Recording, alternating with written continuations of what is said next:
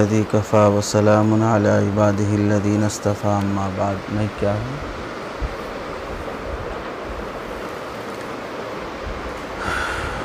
रोज़ाना हर हफ्ता असर के बाद जुमा से लेकर जुमा की नमाज, जुमेरात के दिन छुट्टी होती है, उसके बाद से लेके जुमा के दिन असर की नमाज तक आप हज़रात को फ़ुर्सत और मौका रहता है। जुमा की असर की फ़जीलत भी है और बुज़ुर्गों की निस्बत और उनकी तवज्जुहात की बरकत से जुमा की असर के बाद दरूद शरीफ 80 मरतबा जो पढ़ना है उसका एहतमाम करते हुए फिर उसके बाद अपने मामूलात के हिसाब से 80 मरतबा का दरूद शरीफ वो जुमा का ख़ास दरूद है। उसके अलावा रोज़ाना का जो मामूल है, सुबह दरूद शरीफ 100 मरतबा, शाम 100 मरतबा, वो अलहदा पढ़ना है। फिर सुबह शाम इस्तिग़फ़ार अलहदा है। इसके साथ एक आधा घंटा हफ्ते में एक बार जुमा के दिन मजलिस का एहतमाम किया जाता है।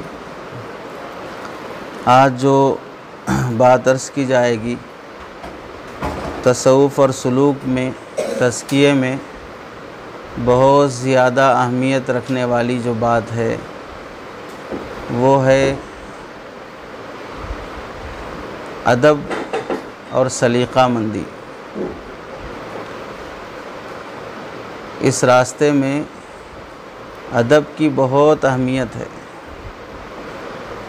हमारे बुज़ुर्गों ने कई मरतबा, कई बार, कई जगह फ़रमाया कि बेअमली फिर भी गवारा की जाएगी, बेअदबी कभी गवारा नहीं की जाएगी।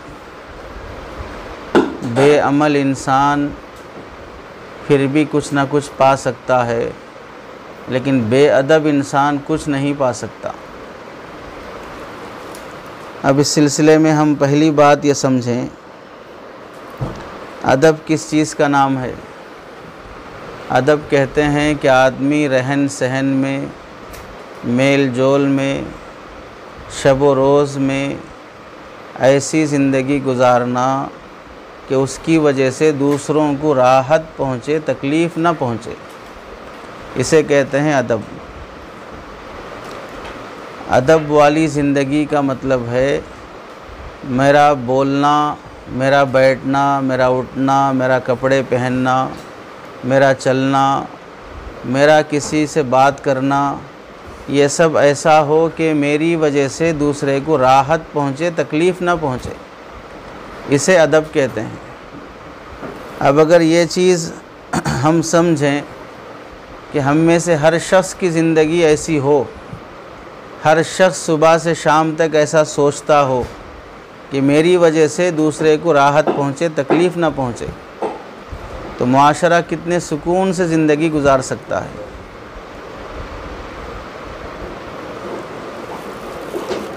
थोड़ी देर पहले नहीं कर ले सकते थे।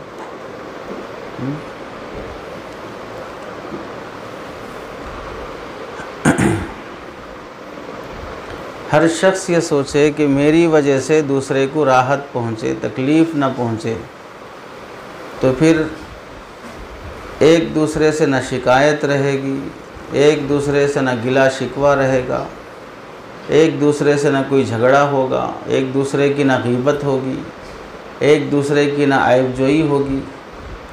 जब हर बंदा ये सोचेगा कि मेरी वजह से दूसरे को राहत पहुँचे, तकलीफ़ ना पहुँचे, यह है अदब। मैं अगर शागिर्द हूँ तो मैं उस्ताद से ऐसे पेश आऊँ कि मेरी वजह से उस्ताद को तकलीफ़ ना हो। कोई बीवी है तो वो ये सोचे कि मेरी वजह से शोहर को तकलीफ़ ना पहुँचे। कोई मुलाजिम है तो वो ये सोचे कि मेरी वजह से मेरे मैनेजमेंट को तकलीफ़ ना पहुँचे।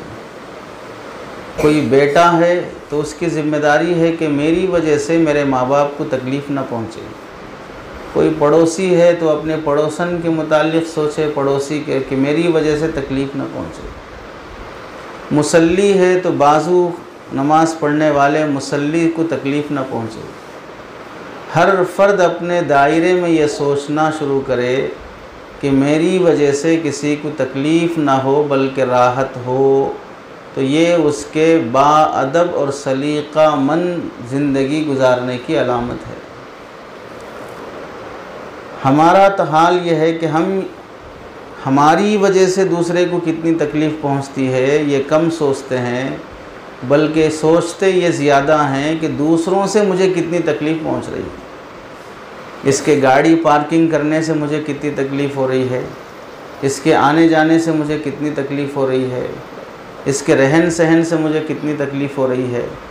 हम दूसरों के मुताल्लिक़ सोचते हैं कि दूसरा मुझे कितनी तकलीफ़ दे रहा है।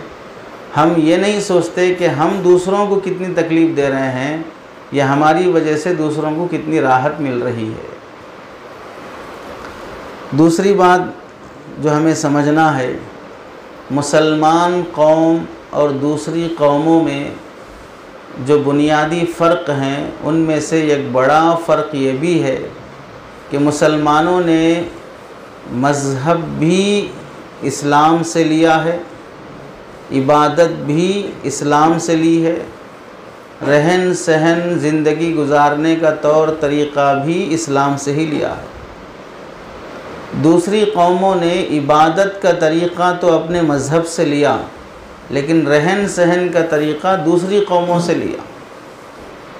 मसलन हिंदू धर्म है, उन्होंने इबादत कैसी करना है वो अपने मज़हबी किताबों से ली, लेकिन ज़िंदगी कैसे गुजारनी है वो दूसरे मज़हब के लोग जो आपस में रहते सहते हैं उनसे लेना शुरू किया।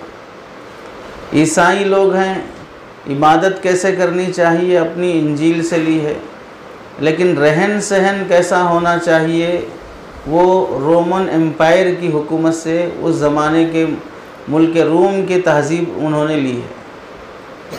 और अल्लाह का करम यह है कि इस्लाम जिस जिस कौम के अंदर आया उस कौम ने मज़हब, इबादत और तहज़ीब और सलीक़ा भी इस्लाम से ही लिया है। इस्लाम को रहन सहन की ज़िंदगी बाहर से लेने की ज़रूरत नहीं पड़ी है। मतलब ये हुआ कि इस्लाम बहुत कामिल मज़हब है, इसमें हर चीज़ का अदब सिखाया गया है। फिर इस मज़हब के मानने वालों को बाहर से किसी चीज़ की लेने की ज़रूरत नहीं पड़ती है। हम सब जानते हैं कपड़े पहनने के भी आदाब हैं, चलने के भी आदाब हैं, बात करने के आदाब हैं, खाने के आदाब हैं, सोने के आदाब हैं, बाथरूम जाने के आदाब हैं।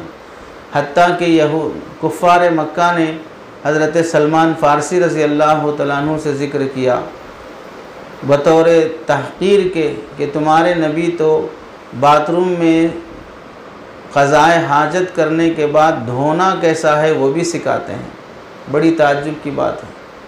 तो सलमान फ़ारसी रज़ी अल्लाह तआला अन्हु ने उनके इस तहक़ीर वाले अंदाज़ को फ़ख्र वाले अंदाज़ में बदल कर फरमाया, हाँ हमारे नबी वो हैं जो हमारे लिए बाप की तरह हैं। बाप जिस तरह अपने बेटे को हर चीज़ सिखाता है, हमारे नबी भी हमें हर चीज़ सिखाते हैं। तुम तो वो कौम हो जिसे धोना भी नहीं आता है। तो वो तो तहक़ीर के लिए पेश किए थे। हज़रत सलमान फ़ारसी ने उसे फ़ख्र के तौर पे बताया कि हमें तो अल्लाह के नबी हर चीज़ सिखाते हैं, तुम तो ऐसी कौम हो जिन्हें क़ज़ाए हाजत के बाद धोने का भी सलीक़ा मालूम नहीं है। ये बड़ी हमारे लिए फ़ख्र की बात है कि अल्लाह के नबी अलैहिस्सलाम ने हमें पूरा दीन दिया है। अल्लाह न करते अगर इबादत का दीन कुरान हदीस में होता और तहज़ीब और कल्चर का दीन हमें आज़ाद कर दिया जाता तो हम में से हर मुसलमान ऐसी आज़ाद ज़िंदगी जीता कि वो दूसरे को मुसलमान समझने का भी तैयार ही नहीं होता। आज हर चीज़ इस्लाम में होने के बावजूद भी कितने मसलकों में बटे हैं, कितने फ़िरक़ों में बटे हैं, कितनी तहज़ीबों में बटे हैं। अगर ये तहज़ीबें आज़ाद हो जाती तो फिर पता नहीं हर घर में अलग अलग कल्चर वाले लोग होते। इसलिए एक मज़हब है लेकिन कल्चर अलग अलग है, क्योंकि इन्हें कल्चर से मुतालिक, रहन सहन से मुतालिक कोई चीज़ इन्हें इस्लाम और मज़हब में सिखाई नहीं गई है। तीसरी बात हमें ये समझना चाहिए, हमारे लिए कल क़ियामत के दिन किस कदर अफसोस और शर्मिंदगी की बात होगी कि अगर हमसे ये पूछा जाए तुम ईमान तो अल्लाह पर लाए, ईमान तो मुहम्मदुर रसूलुल्लाह पे लाए, लेकिन तुम अपने रहन सहन के सिलसिले में मुहम्मदुर रसूलुल्लाह का कल्चर देखने के बजाय तुमने यहूदी और हिंदू हनूद और यहूद का कल्चर देखकर अपनाया। यानी ईमान के सिलसिले में तो मुहम्मदुर रसूलुल्लाह और सहाबा तुम्हारे लिए नमूना थे, लेकिन रहन सहन के सिलसिले में नबी नमूना नहीं बन सके, सहाबा नमूना नहीं बन सके। चेहरा मोहरा कैसा होना चाहिए, लिबास कैसा होना चाहिए, शादी ब्याह कैसी होनी चाहिए, इस सिलसिले में अगर अल्लाह सवाल कर लें कि मैं ईमान लाता हूँ अल्लाह पर, मुहम्मदुर रसूलुल्लाह पर, जन्नत जहन्नम पर, मरने के बाद की ज़िंदगी पर, ये सब चीज़ें तो तुम्हें ईमान होना समझ में आई, लेकिन मुझे कपड़े कैसे पहनना चाहिए, चेहरा कैसा रखना चाहिए, शादी कैसे करनी चाहिए, खाना कैसा होना चाहिए, इन चीज़ों में मुहम्मदुर रसूलुल्लाह आइडियल नहीं दिखे। इन चीज़ों में तुम्हें मुहम्मदुर रसूलुल्लाह के तौर तरीक़े पे ईमान नहीं आ सका, उसमें तुम्हें कामयाबी महसूस नहीं हो सकी, तो किस कदर अफसोस की बात होगी। ईमान तो मोहम्मद अरबी पे है और तौर तरीक़ा हमें मुल्हिदों, नसरानियों और कातिलीन अम्बिया का तरीक़ा हमें पसंद है। यहूद तो कातिलीन अम्बिया हैं जिन्होंने नबियों को कत्ल किया है, उनका कल्चर मुसलमानों को पसंद आने लगे।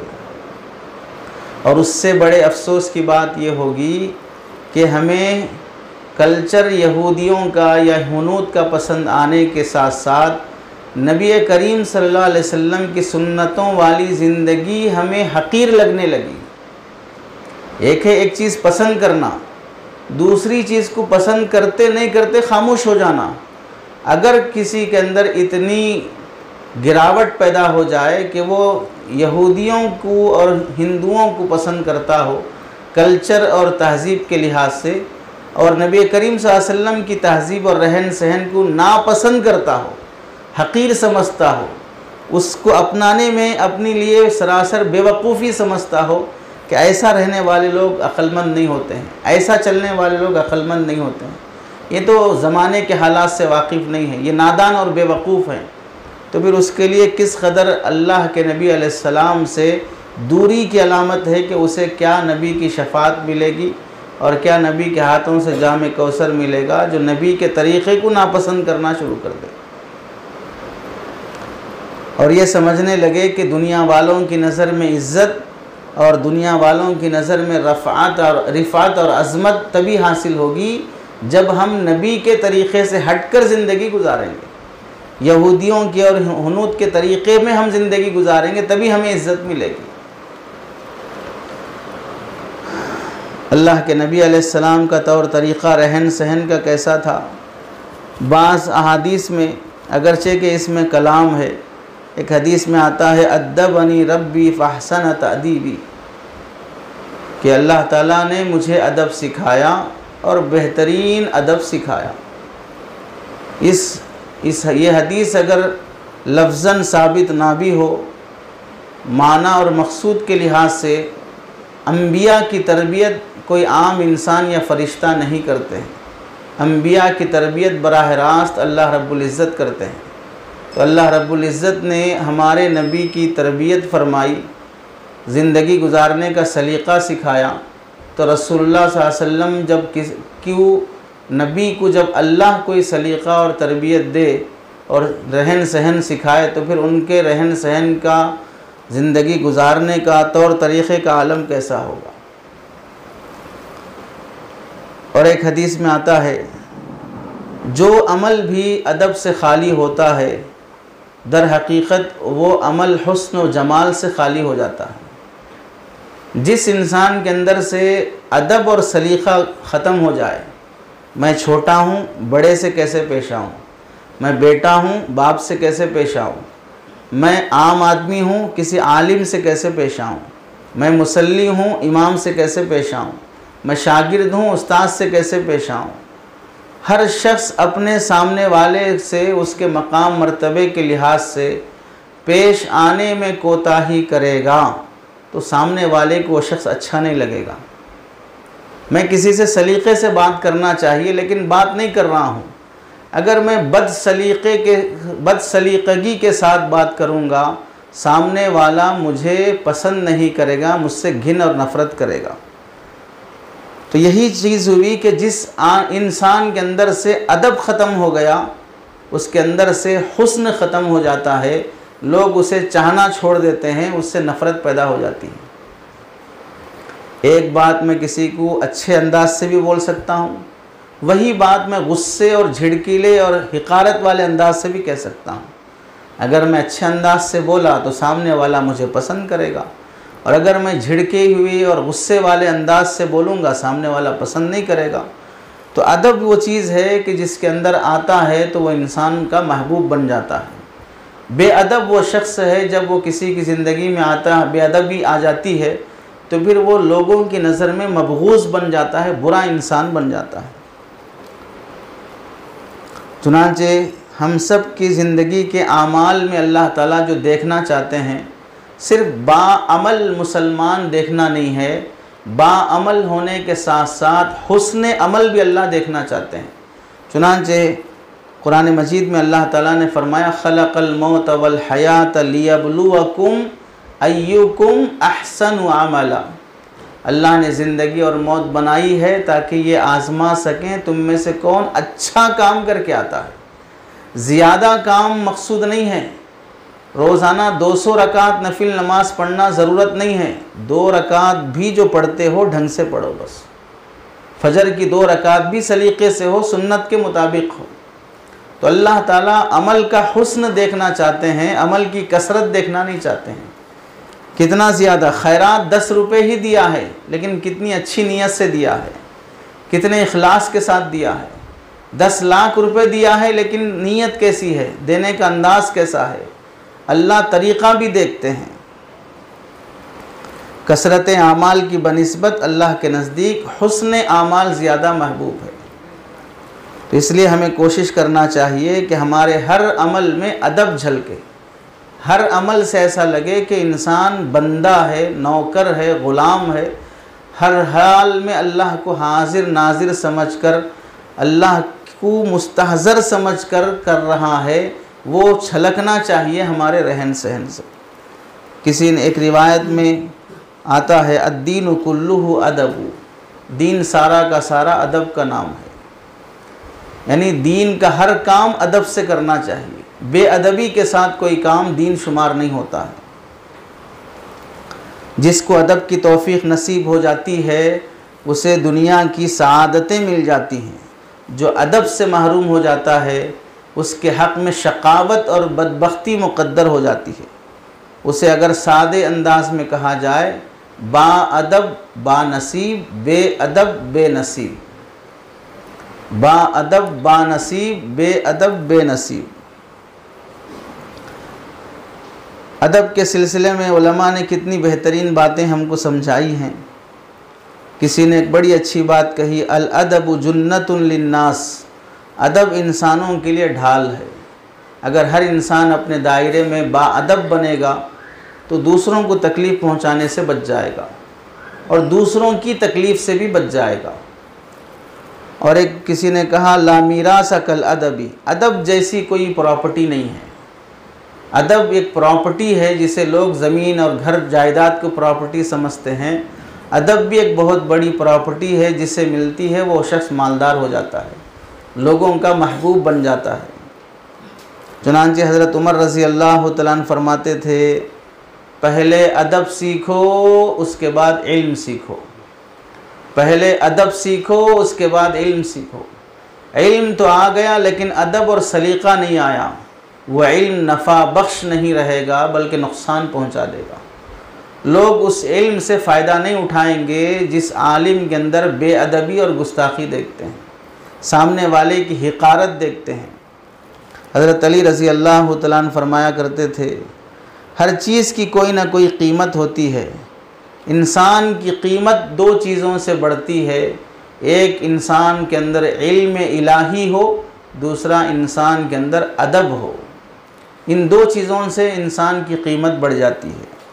हज़रत अब्दुल्ला बिन मुबारक रहमतुल्लाहि अलैह फरमाते थे, मेरे ज़िंदगी में अगर किसी ऐसे शख्स का तज़किरा आया कि जिसे हज़रत आदम अलैहिस्सलाम से लेकर क़ियामत तक आने वाले तमाम इंसानों का इल्म दे दिया गया, इतना बड़ा आलिम है, मगर मुझे ये मालूम हुआ कि वो शख्स अदब वाला नहीं है, तो मैं ऐसे बड़े अल्लामा से मिलने की ख्वाहिश भी नहीं करूँगा जिसे हज़रत आदम अलैहिस्सलाम से लेकर क़ियामत तक का इल्म नसीब है, इतने बड़े आलिम दीन हैं, लेकिन अदब उनके अंदर नहीं है।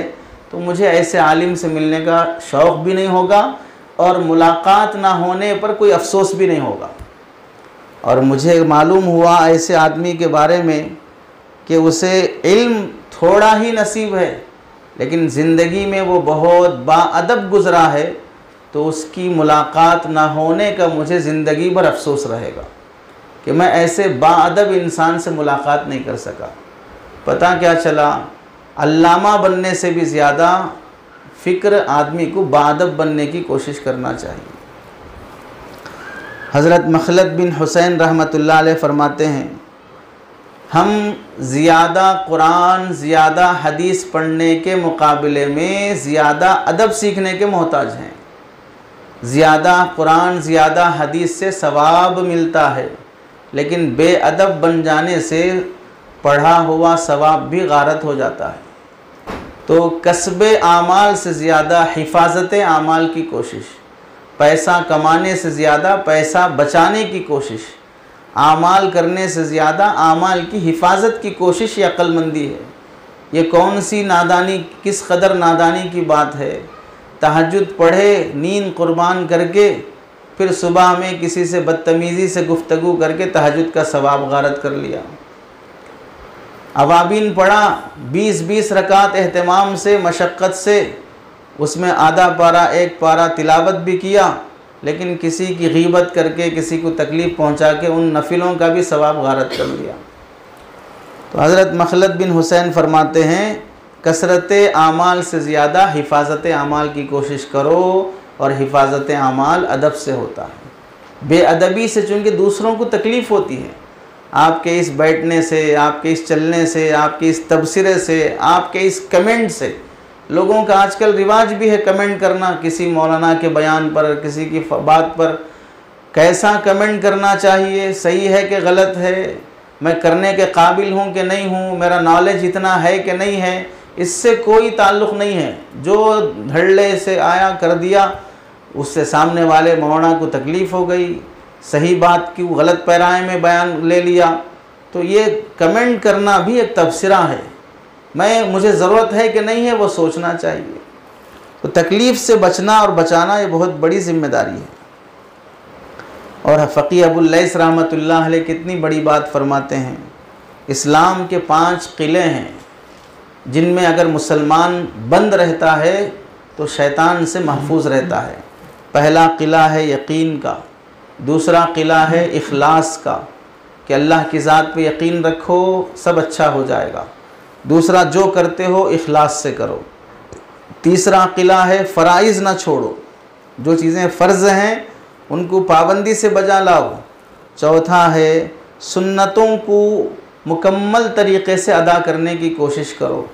पाँचवा किला है आदाब की हिफाजत करो। ये 5वां किला बुनियाद है, जहाँ आदाब की हिफाजत ख़त्म हो गई वहाँ से शैतानी हमले शुरू हो गए।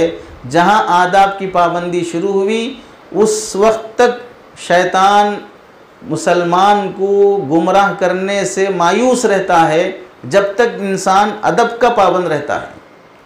बाअदब इंसान को शैतान गुमराह करने की हिम्मत नहीं करता।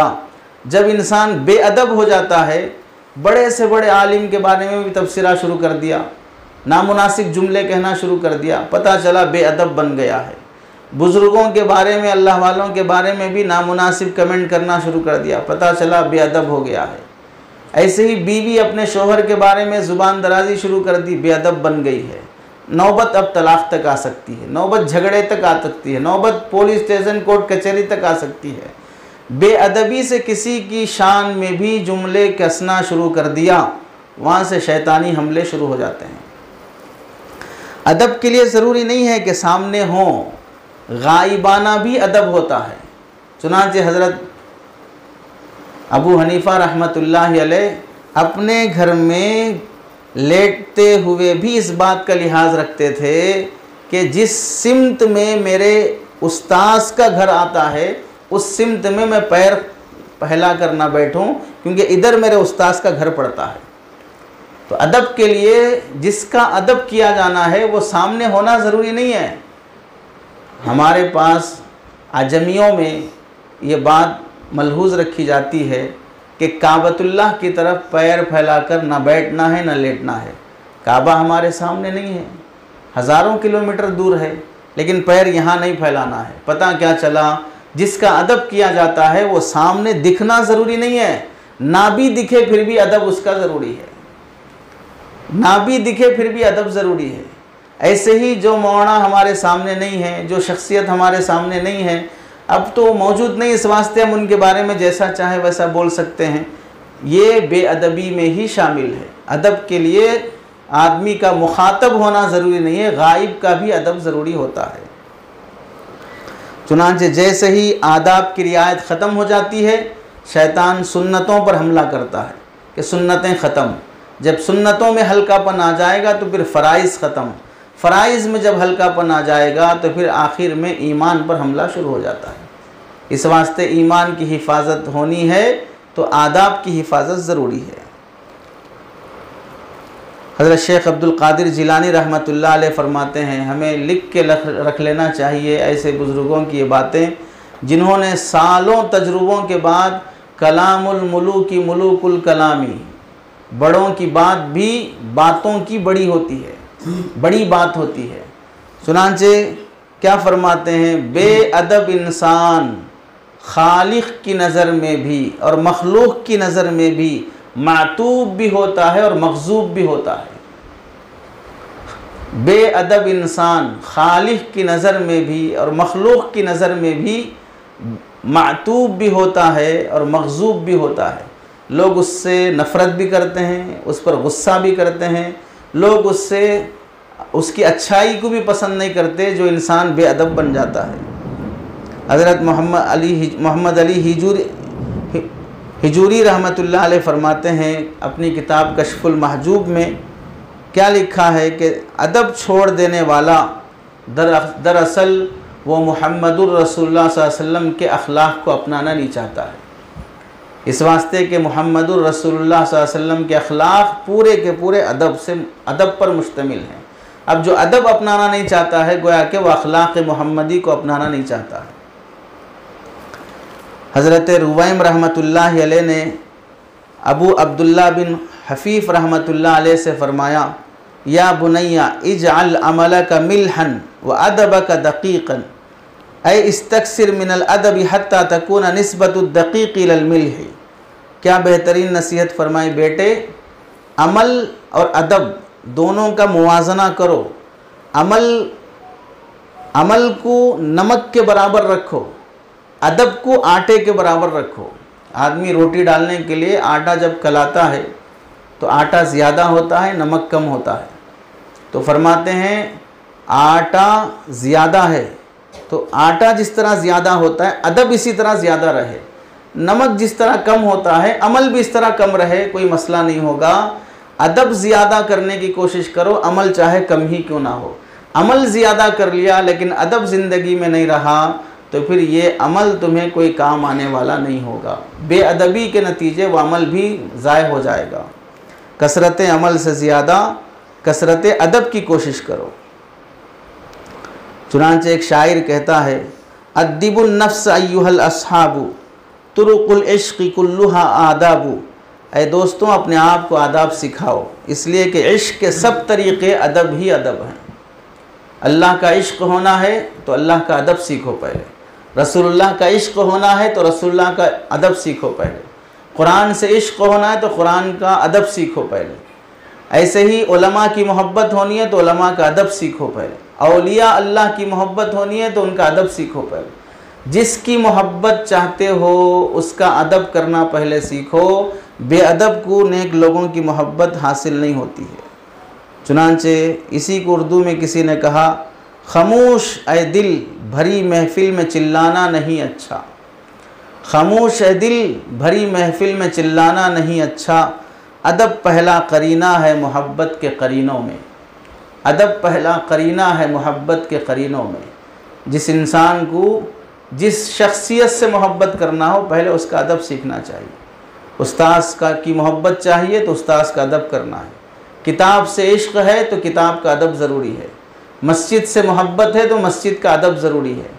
इसी तरह उलमा ने पूरी तफसील लिखी है, अल्लाह के आदाब कैसे करना है, रसूलुल्लाह के आदाब कैसे करना है, सहाबा के आदाब कैसे करना है, कुरान के आदाब कैसे करना है, अपने शेख का अदब कैसे करना है, अपने उस्ताद का अदब कैसे करना है, अपने शोहर का अदब कैसे होगा, अपने माँ बाप का अदब कैसे होगा।